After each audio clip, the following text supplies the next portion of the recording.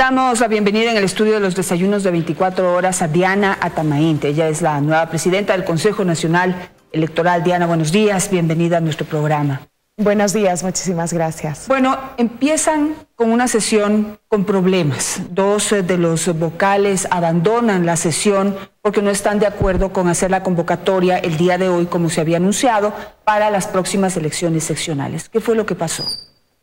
Bueno, nosotros tuvimos una reunión previa, incluso una conversación, digamos, de acercamiento con los otros consejeros antes de la posesión de la Asamblea Nacional, en el que conversamos algunas cosas y acordamos reunirnos a las 12 del día a las 2 de la tarde, para poder organizar nuestra primera sesión donde se nombran las autoridades. Realizamos ese trabajo, sin embargo, no hubo acuerdo precisamente en algunos temas que se proponían que tranquilamente podían haber sido resueltas luego de la elección de las autoridades y los compañeros procedieron a retirarse. Para mí creo que es una situación que el país debe mirar de cerca el trabajo y el resultado de aquí a futuro. Creo que los intereses personales tienen que dar por fuera y trabajar en bien de llevar adelante un proceso transparente y comprometido con el país. Lo que dice Luis Verde Soto, que fue uno de los vocales que abandonó la sesión, en su cuenta de Twitter, dice que el Código de la Democracia permite convocar elecciones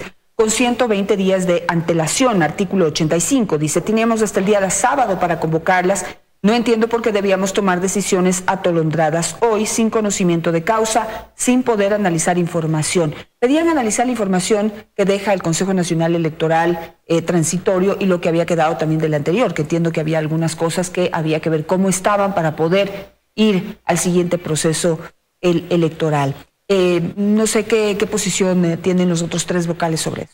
Sí, efectivamente creo que para iniciar un proceso, un trabajo y más aún un trabajo tan importante y delicado como es el llevar a las elecciones próximas de autoridades locales, es conveniente mirar cómo está ejecutándose el presupuesto, cómo está organizada las actividades según el calendario electoral. Sin embargo, es importante que la ciudadanía sepa que todas las resoluciones y todas las acciones que se toman en el Consejo Nacional Electoral son a través de la instalación del Pleno. Por eso, cualquier cambio que es susceptible de hacerlo, ya sea en el cronograma electoral, ya sea en la contratación de personal, ajuste presupuestario, primero era necesario nombrar a las autoridades como es presidente, vicepresidente y, de ser el caso, el secretario del Consejo Nacional Electoral.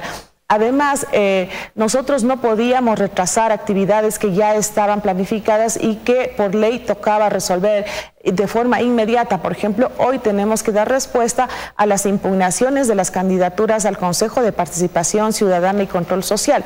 No tratar eso en el tiempo oportuno que nos pone la ley y el instructivo significaría afectar los derechos de participación, ya sea a favor de los interesados que han impugnado o en contra de la ciudadanía que necesita que los candidatos tengan su calificación como corresponde a la normativa. Podíamos haber dejado pasar eso si no teníamos las autoridades. Entonces, creo que nosotros debemos actuar con responsabilidad ante el país. Lo explicamos con todo detalle de la importancia que era nombrar a las autoridades y luego se podía haber realizado los cambios. Inclusive, como se propone, podía haberse cambiado el calendario electoral. Sin embargo, eso también habría significado acortar los tiempos, y lo que nos preocupa de sobremanera es de que los tiempos, por ejemplo, de inscripción de candidaturas, impugnaciones de candidaturas, inclusive la proclamación de los resultados y la posesión de las autoridades se podía haber afectado. En un proceso tan delicado siempre debemos tener un margen, un colchón de tiempo para que a futuro podamos hacer con calma las cosas. Ahora, lamentable que esto haya ocurrido en un primer día de sesiones, sobre todo cuando tienen al país absolutamente de espectador, observando lo que se está haciendo, observando pues precisamente cómo se van a llevar adelante las próximas elecciones, un proceso que genera principalmente confianza. En ese sentido, y tomando en cuenta la importancia de que trabajen como un equipo que genere esa confianza a los electores, usted ya como nueva presidenta del Consejo Nacional Electoral, no sé, convocará una sesión conciliatoria a partir de hoy. Los otros dos vocales tienen que integrarse al trabajo. Nosotros hoy vamos a sesionar, ya hemos convocado para resolver esas impugnaciones que le manifestaba hace un momento y además seguir revisando las actividades que tenemos que hacer el día de hoy a las 8 de la noche. Ya a través de cadena de radio y televisión se convocará a elecciones, que eso está dentro del cronograma electoral. No podíamos incumplir esos plazos que están acordados y aprobados en una resolución del Pleno. Nosotros no tenemos ningún inconveniente de seguir trabajando. Es más, yo invito a los dos consejeros el día de hoy a participar, se les ha hecho llegar la convocatoria, y trabajar en torno a los intereses de la colectividad y de garantizar transparencia en las próximas elecciones. Creo que no será la primera ni la única vez que se ve estas diferencias. Estamos en un ente donde se respeta la democracia, las diferencias, eso es parte de la democracia y no nos debe asustar. Lo que sí se debe buscar es que las resoluciones al final del día sean a favor del país y no por intereses de algún grupo, de alguna persona, sino de todos los ecuatorianos y ecuatorianas. Esta noche se hará ya oficialmente la convocatoria a elecciones. ¿Cuáles son los siguientes pasos del cronograma ya establecido, como usted lo menciona? Bueno, primero saber que ya desde ahora, después de la convocatoria, los partidos políticos, los movimientos políticos pueden inscribir sus candidaturas, pero también decirles que todavía están abiertas las posibilidades de hacer primarias previa a la selección de sus candidatos, democracia interna, lo que le llamamos nosotros, y decirles, advertirles también, quienes no lleven adelante estas primarias internas para seleccionar a los candidatos no podrán inscribir sus candidaturas porque hay que respetar el código de la democracia y por supuesto su reglamentación interna. Además de ello, vamos a trabajar dando seguimiento, que una vez que desde ahora, inclusive más cuando ya estén inscritas las candidaturas, nos toca hacer el control sobre la campaña y los límites del gasto electoral que tienen y ojo a la campaña anticipada que ya habíamos advertido. A ver, entonces vamos por partes. Primero, esto de las elecciones primarias. A ver, esos son unos procesos que obviamente generan la democracia al interior de los partidos políticos, pero no siempre se llevan de esa manera. Digamos, ya tienen los candidatos elegidos y esas elecciones pasan a ser una pantomima, una parafernalia. ¿Desde el Consejo Nacional Electoral se puede vigilar que esos procesos sean reales? Por supuesto, nosotros hemos firmado convenios interinstitucionales tanto con el MIES como con la Secretaría de la Juventud, porque vamos a hacer un trabajo coordinado con las organizaciones políticas para que se considere de forma real la participación de los jóvenes, la participación de forma equitativa de hombres y mujeres, tal como manda la Constitución y la ley. Queremos hacer efectivo ese discurso que todos manifestamos como los ecuatorianos, la participación política, el derecho de elegir y ser elegidos. No es posible que en las calles y nuestros reclamos ante el país levantemos la voz en contra de la corrupción, en contra de los actos que no demuestran transparencia. Necesitamos desde el Consejo Nacional Electoral, desde las organizaciones políticas, dar cuenta de que somos respetuosos de las reglas de juego, de nuestros reglamentos, de nuestro código de la democracia y de la Constitución, desde casa adentro de las organizaciones políticas, y corresponde al Consejo Nacional Electoral vigilar y cuidar que esos derechos se respeten y las obligaciones se cumplan. No podemos exigir solamente de un lado para que sean transparentes, que combatamos la corrupción, si casa adentro no lo hacemos. Yo creo que es responsabilidad de todos los ecuatorianos aportar de manera correcta a ese camino que todos buscamos, un país libre, democrático, pero también combatir la corrupción. Campaña anticipada. Hay algunos candidatos que son funcionarios actualmente que están ya en una campaña, digamos, informativa de lo que han hecho o de lo que están por entregar, o campañas más, digamos, al tema emotivo. ¿Eso será tomado en cuenta como campaña anticipada? Hay provisión expresa de que, por ejemplo, las autoridades que están en funciones, las autoridades electas, no pueden utilizar los recursos públicos para promocionar en todo el tiempo sus nombres cuando quieren difundir las obras que hacen, y por ahí debemos empezar. El electorado tiene que estar consciente de que estas actividades también son como una campaña anticipada. Estamos haciendo un registro, cada semana nos llegan reportes de provincias, fotografías, seguimiento de todas las actividades, ya sea en medios televisivos o de radio, así como vallas, pancartas de la promoción anticipada que están haciendo. Pero sí es importante mencionar esto un poco más allá de lo que que significa, porque ha habido muchas quejas de que si bien se denuncian y se registran, no hay sanciones fuertes para que ayuden a controlar esto, porque si no me van a sancionar y solo es un exhorto o es una llamada de atención, bueno, muchos no lo consideran importante y siguen con estas acciones. Por eso es importante que en el Código de la Democracia se contemplen sanciones más drásticas a quienes sí respeten y lleven una campaña, digamos, en ventaja de unos y desventaja de otros. Entonces es importante inclusive reformar esta situación, pero yo creo que más allá de esto debe ser la ciudadanía quien de alguna manera denuncie y ayude a llevar este control. Pero esas reformas del Código de la Democracia para hacer esas sanciones más fuertes ya sería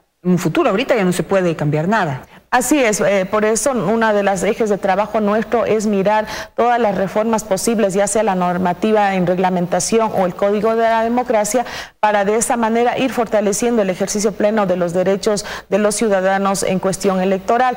Tenemos un trabajo y que en estos días vamos a hacer llegar las observaciones y las propuestas de reforma al Código de la Democracia, como lo habíamos planteado en el periodo de los transitorios, y esperamos que para las próximas elecciones tengamos una normativa mejor y adecuadamente discutida con toda la ciudadanía para que nos pueda ayudar a llevar con transparencia los futuros procesos electorales. Ahora, ¿qué tipo de actos, acciones, eventos, no sé, se tienen previstos promover para que los partidos políticos puedan dar a conocer sus propuestas?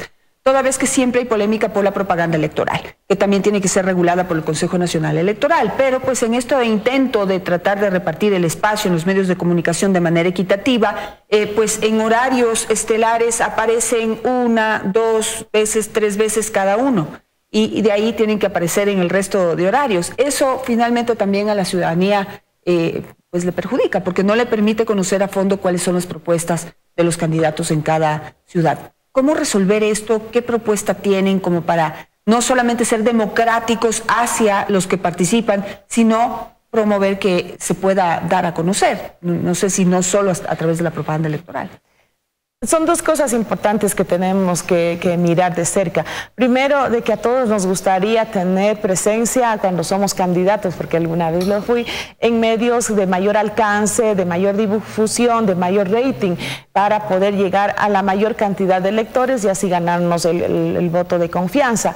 Sin embargo, tenemos límites en el gasto electoral y eso es una de las restricciones que se tiene para poder, digamos, pautar en diferentes medios de acuerdo a los tiempos y a los costos. Entonces hay que moverse de acuerdo a ese presupuesto. Segundo, las formas para llegar al electorado, para difundir la propuesta o el plan de gobierno de cada autoridad que está como, de cada candidato que quiere ser electo, se lo puede hacer a través de foros, a través de debates que sí se pueden coordinar con el Consejo Nacional Electoral y ahora con estas instituciones como lo manifestamos y otras que quisieran promover a través de foros, a través de debates que se puede hacer en las localidades dependiendo del entorno geográfico en el que se vive. Hay muchos lugares alejados de nuestro país, como por ejemplo en la Amazonía, donde no llegan ni señales ni de radio ni de televisión, y entonces ahí se aprovechan las asambleas comunitarias para difundir las propuestas. Creo que hay que ser creativos porque realmente sí es importante tener presencia en los medios de comunicación, pero hay sectores donde mucha gente quiere conocer a los candidatos y cuando uno es candidato tiene que caminar, tiene que visitar puerta a puerta.